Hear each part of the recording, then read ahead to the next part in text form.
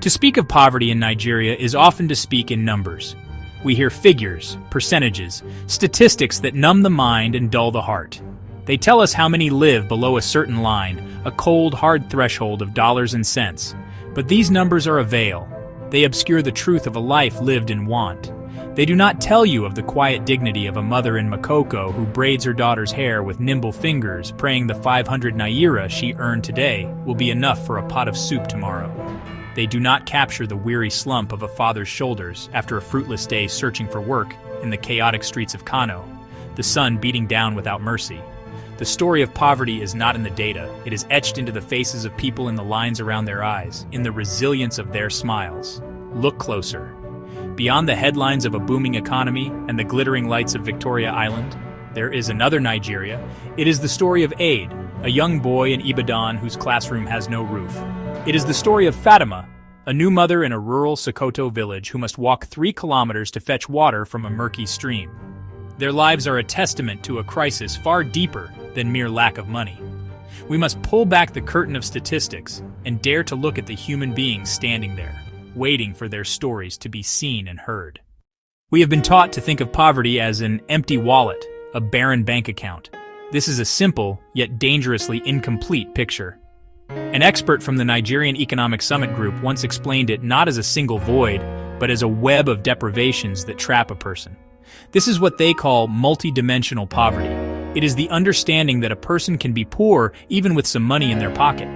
Think of it this way. A farmer in Benue State may have a successful harvest, giving him a temporary income. But is he truly free from poverty? Not if the only water source for his family is a contaminated river that brings recurring bouts of typhoid and cholera, depleting his meager earnings with medical bills. Not if the local school is so underfunded that his children learn little more than how to recite, their minds unstretched, their futures capped. Not if the road to the nearest major market is impassable during the rainy season, leaving him at the mercy of local buyers who offer a pittance for his crops. This is the reality of poverty's many arms, each one holding a person down. This broader definition is not an academic exercise. It is a reflection of lived experience. When you speak to people in the crowded neighborhoods of Ajagunle or the remote hamlets of Zamfara, they do not just speak of money. They speak of the exhaustion of living without electricity, their days dictated by the rising and setting of the sun. They speak of the fear that comes with a simple fever, knowing that quality healthcare is a luxury they cannot afford. They speak of the insecurity, the constant vulnerability to crime or exploitation, because the systems meant to protect them are weak or absent. Poverty, they will show you, is the heavy weight of a life lived without a safety net. For millions in Nigeria, each day is not a journey of ambition, but a grueling marathon of survival. The sun rises not with promise, but with a checklist of impossibilities. Consider the life of Mama Efe in a waterside community in Port Harcourt. Her day begins before dawn, not with a gentle alarm, but with the urgent need to secure a place in the queue for the public tap, the only source of semi-clean water for 1,000 people. The 2 hours spent there are hours she cannot be at the market, hours her children are left unsupervised. The water she carries back in heavy buckets is a precious, rationed resource, every drop guarded for drinking, cooking, and washing. The struggle for education is a daily, heart-wrenching drama. In a makeshift school under a bridge in Lagos, children sit on broken plastic chairs, their young faces eager to learn. But what quality of learning can happen with the constant roar of traffic overhead? What future is being built when the curriculum is whatever the teacher can remember or write on a broken slate? Parents who dream of more for their children face an impossible choice. Use their small earnings for school fees or use it for food. Access to healthcare is a gamble with life itself. A simple cut can become a life-threatening infection. A common malaria fever can be a death sentence. Picture a clinic in a rural area, its shelves bare of anything but the most basic supplies. The nurse is overworked and underpaid. A pregnant woman in labor must endure a bone-jarring journey on the back of a motorcycle over treacherous roads to reach a facility that may or may not be able to help her. The search for work is a soul-crushing odyssey. Legions of able-bodied men and women gather at construction sites and busy junctions every morning, a sea of hopeful faces waiting to be chosen for a day's labor. It is the consequence of an economy that creates wealth for a few, but leaves the many behind. A system where opportunity is a locked gate, and only a select few hold the key. If this story moves you, take action today. Support local initiatives, share this message, and be part of the change Nigeria needs. Yet, in the midst of this overwhelming struggle, something extraordinary persists.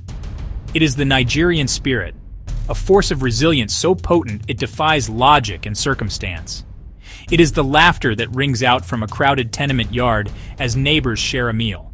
It is the unshakable faith that tomorrow will be better, a belief held with a certainty that is both baffling and profoundly moving. This is not a passive acceptance of fate. It is an active, creative, and relentless adaptation. It is the art of making a way where there seems to be no way, a daily act of defiance against despair. People are not just surviving. They are living, loving, and dreaming with an intensity born of hardship. You see this resilience in the marketplace, in the vibrant chaos of Balogun, in the vibrant chaos of Onitsha Main Market. A woman with a tiny stall selling groundnuts, bottled water has, with her small profit, sent 2 of her children to university. A young man who repairs phones on a wooden bench has taught himself complex electronics through YouTube videos on a borrowed smartphone. They are not waiting for a handout. They are innovators, risk-takers, and business leaders in their own right. This spirit is also found in the bonds of community. It takes a village to raise a child. In the absence of formal social safety nets, communities create their own. Neighbors pool their money in informal SUSU, Adashi savings clubs to fund a new business, pay for a wedding. When a family faces a medical emergency, the community rallies, contributing what little they have without a second thought. This is not charity, it is a system of mutual support, an unspoken pact that we are all in this together. And then there is hope, the most stubborn and beautiful form of resistance. It is in the eyes of the student who reads by candlelight, dreaming of becoming a doctor. It is in the songs of a musician whose lyrics speak of a better Nigeria, a just and equitable nation. This hope is not naive. It is a conscious choice, a strategic tool for survival. It is the fuel that keeps people going when every external sign tells them to give up. It is the profound belief in the possibility of a different future, a future that they and their children deserve. The story of poverty in Nigeria is not a story of a people in need of saving. It is a story of a people in need of seeing, of being heard, of being given a fair chance.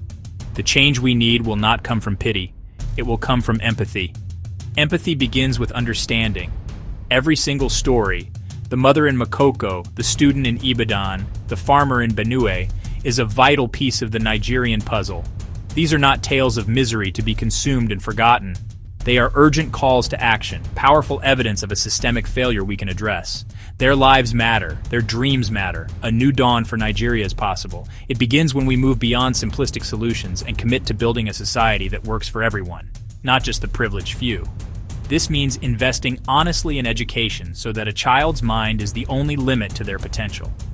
It means building a healthcare system that treats a life in a village with the same urgency as a life in the city. It means creating an economy that provides dignified work, not just precarious hustle. As a development expert wisely stated, sustainable change is not about aid, it's about justice, opportunity, removing the barriers that hold people back. We must demand more from our leaders, but we must also demand more from ourselves. We must use our voices, our resources, our votes to advocate for policies that create a more equitable society. Change is not a distant, abstract concept. It is the sum of countless individual actions, of people deciding the status quo is no longer acceptable. Ultimately, this is a story about the enduring power of the human spirit. The people at the heart of this crisis are not defined by what they lack, but by what they possess in abundance, resilience, ingenuity, a fierce, unyielding hope for a better day. The sun is rising on a new day, and we have the power to decide if its light will reach every single one of us. Thank you for watching. Join us in making a difference. Every action counts. Visit our website or connect with local organizations to help build a better future for all. Please subscribe, like, and hit the notification bell for notification as soon as we upload new content.